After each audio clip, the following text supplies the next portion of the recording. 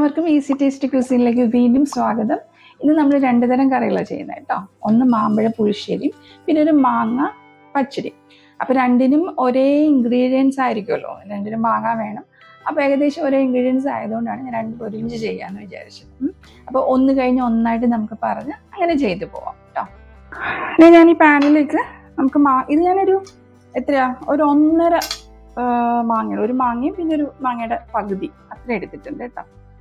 പിന്നെ അധികം അങ്ങ് പഴുത്ത മാങ്ങയല്ലേ, കുറച്ചൊരു പുളിയുണ്ട്. ഈ മാങ്ങ കിട്ടിയുള്ളൂ, അപ്പം പിന്നെ ഇത് വാങ്ങിച്ചു. ഇത് അത്യാവശ്യം എരിയുള്ള പച്ചമുളകാണേ.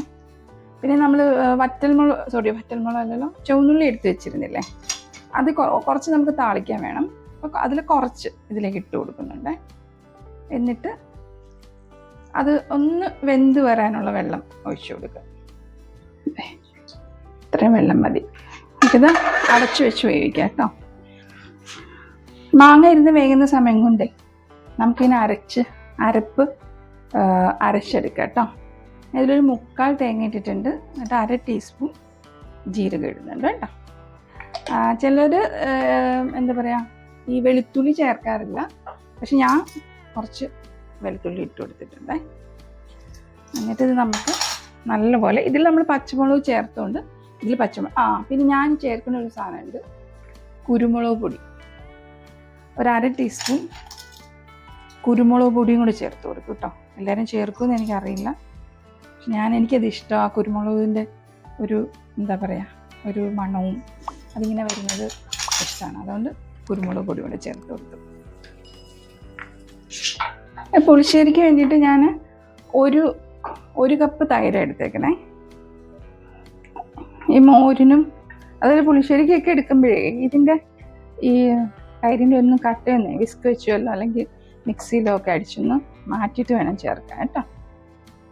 അതുപോലെ നമ്മൾ അരച്ചിട്ട് വന്നിട്ടുണ്ട് കേട്ടോ. നല്ലപോലെ അരയണം കേട്ടോ. നല്ലപോലെ അരച്ച് വന്നിട്ടുണ്ട്. നമ്മുടെ മാമ്പഴം അങ്ങനെ അത്യാവശ്യം വെന്തിട്ട് ഇനി ഇത്രയും വെന്താൽ മതി കേട്ടോ. അതങ്ങ് വെന്തങ്ങ് ഉടഞ്ഞു പോകണ്ട. ഇതിലേക്ക് നമുക്കൊരു 1/2 ടീസ്പൂൺ മഞ്ഞൾപ്പൊടി ചേർത്ത് കൊടുക്കാം കേട്ടോ. തൈരിന് ഉപ്പ് ചേർത്തിട്ടുണ്ട്, അതുകൊണ്ട് തന്നെ ഒരു 1/2 ടീസ്പൂൺ ഉപ്പ് നമ്മുടെ മാങ്ങയിലേക്കും ചേർക്കാവേ. നമ്മുടെ ഉപ്പും മഞ്ഞൾപ്പൊടിയും എല്ലാം കൂടെ കിടന്ന് തിളച്ചിട്ടുണ്ട്. ഇപ്പം നമ്മൾ അരച്ചു വെച്ചിരിക്കുന്നത് ചേർത്ത് കൊടുക്കുക കേട്ടോ. ഈ നമ്മൾ അരപ്പൊഴിച്ചില്ലേ, അരപ്പൊഴിച്ച് കഴിഞ്ഞിട്ട് അതിൻ്റെ ആ പച്ചമണം മാറാൻ വേണ്ടിയിട്ട് ഒന്ന് തിളയ്ക്കണം കേട്ടോ. അധികം നേരം തിളപ്പിക്കണ്ട, പക്ഷെ ഒന്ന് തിളച്ചിട്ട് നമുക്കങ്ങ് തീ ഓഫ് ചെയ്യാം. തീ ഓഫ് ചെയ്ത് കഴിഞ്ഞ് നമ്മുടെ തൈര് ഒഴിച്ചു കൊടുക്കുക കേട്ടോ. വേണ്ടേ,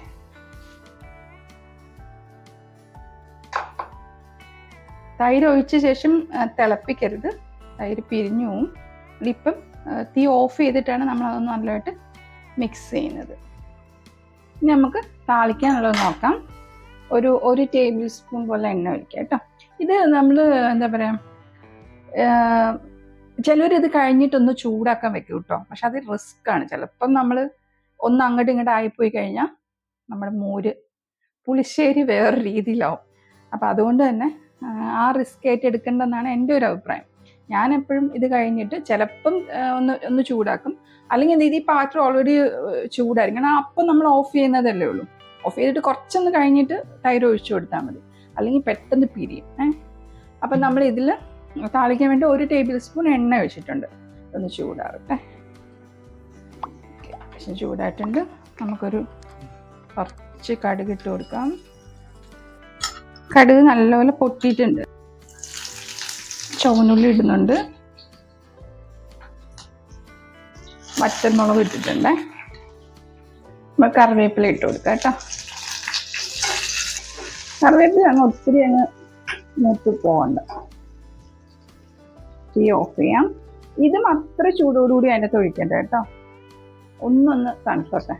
എന്നിട്ട് നമുക്ക് നമ്മുടെ പുളിശ്ശേരിയിലേക്ക് ഒഴിച്ചു കൊടുക്കാം. ഞാനൊരു ചെറിയ തുണ്ട് ശർക്കര ഒന്ന് എന്താ പറയുക വെള്ളത്തിൽ ഇട്ട് തിളപ്പിച്ച് അതൊന്ന് അരിച്ച് വെച്ചിട്ടുണ്ടായിരുന്നു കേട്ടോ. അതും കൂടെ ഞാൻ ഒഴിച്ചു കൊടുക്കുന്നുണ്ട്. നമുക്ക് താളിച്ചത് നമ്മുടെ മാമ്പഴ പുളിശ്ശേരിയിലേക്ക് ഇട്ട് കൊടുക്കാം. ഇനി നമുക്ക് മാങ്ങ പച്ചടിക്കുള്ള കാര്യങ്ങൾ നോക്കാം കേട്ടോ.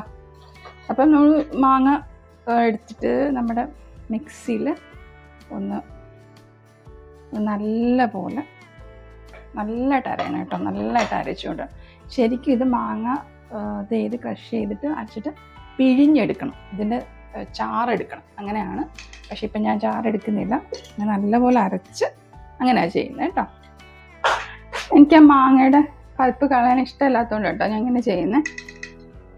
3 മാങ്ങയ്ക്ക് എത്ര രൂപയെന്നാണ്? 60 രൂപയാണ് 3 മാങ്ങയ്ക്ക്.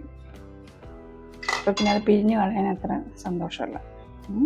അപ്പം നമുക്ക് ഇങ്ങനെ അങ്ങ് നമ്മൾ ഏത് പാത്രത്തിലാണോ ചെയ്യുന്നത് ആ പാത്രത്തിലേക്ക് നമുക്ക് മാറ്റി വെക്കാം കേട്ടോ. നമ്മൾ പുളിശ്ശേരി ഇതും കൂടെ ഒരുമിച്ചല്ലേ ചെയ്തത്. അപ്പം ഞാനാണെങ്കിൽ പുളിശ്ശേരിക്കും ഇതിനും കൂടെ നമ്മുടെ മാങ്ങ പച്ചടിക്കൂടെ കണക്കാക്കിയാണ് തേങ്ങ ഇത് വെച്ചിരുന്നത്. അതായത് 3/4 കപ്പ് തേങ്ങ വെച്ചിരുന്നത്. പക്ഷെ ആ പുളിശ്ശേരി ചെയ്ത ഒരു ആവേശത്തിൽ ആ 3/4 കപ്പ് തേങ്ങയും ഞാൻ എന്ത് ചെയ്തു, പുളിശ്ശേരിക്ക് അരച്ചു പോയി. ഇനിയിപ്പോൾ ഇതിന് വേണമെങ്കിൽ തേങ്ങ എടുക്കണം. ഇങ്ങനെ ആരൊക്കെ തേങ്ങ എടുക്കുന്നവരുണ്ടോ? ഇങ്ങനെ അരയ്ക്കാൻ തേങ്ങ എടുക്കുന്നവരുണ്ടെങ്കിൽ കമൻറ്റ് ചെയ്യണേ. ഞാനും എടുക്കും, എൻ്റെ ചേച്ചി എടുക്കും ഇങ്ങനെ.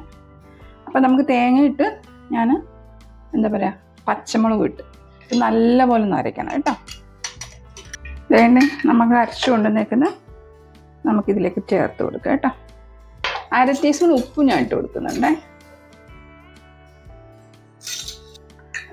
നല്ലപോലെ ഒന്ന് നമ്മൾ ഉപ്പിട്ടതല്ലേ, നല്ലപോലെ ഒന്ന് ഇളക്കി യോജിപ്പിച്ച് കൊടുക്കുക കേട്ടോ. 1 ടീസ്പൂൺ എണ്ണ ഒഴിച്ചിട്ടുണ്ട്. കുറച്ച് കടുക് ഇട്ട് കൊടുക്കാം, പച്ചമുളക് ഇട്ട് കൊടുക്കട്ടെ. ഇത് നമുക്ക് ഒഴിച്ച് കൊടുക്കാം.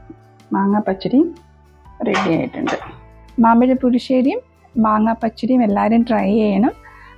മാമ്പഴ പുളിശ്ശേരിക്ക് 1/2 കപ്പ് തേങ്ങ മതി കേട്ടോ. ഞാൻ ആവശ്യത്തിന് പുറത്ത് 3/4 കപ്പ് ഇട്ടുപോയതാണ്. അപ്പോൾ എല്ലാവരും റെസിപ്പി ട്രൈ ചെയ്യുമെന്ന് വിശ്വസിക്കുന്നു. എല്ലാവരും ലൈക്ക് ചെയ്യണം, കമൻറ്റ് ചെയ്യണം, സബ്സ്ക്രൈബ് ചെയ്യണം. അടുത്ത വീഡിയോകളെല്ലാം മസ്റ്റായിട്ട് കാണണം. അപ്പം ടാറ്റാ, ബൈ ബൈ.